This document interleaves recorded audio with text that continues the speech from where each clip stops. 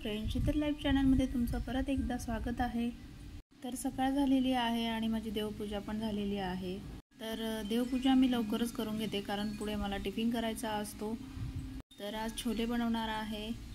इकडे मी छोले बनवण्यासाठी पहिलेच तयारी करून ठेवलेली होती। कांदा, हिरवी मिरची, लसूण, टमाटर ते सगळं बारीक चिरून मी कढईमध्ये तेल टाकलेलं होतं आणि तेलात मी सगळं परतवून घेतलेलं आहे। आणि कांदा लसूण चटणी टाकायची आहे आणि छोले मसाला टाकायचा आहे। चांगलं परतवून घ्यायचा आहे आणि आपण त्याच्यात धुवून घेतलेले छोले टाकणार आहोत। तर नेहमी मी कुकरमध्ये करत असते, पण आज मी कढईमध्येच केलेले आहे कारण थोडेसेच करायचे होते।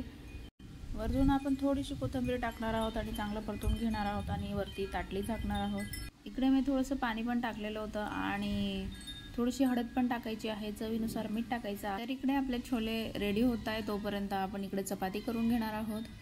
तर अशी सकाळची घाई असते मित्रांनो।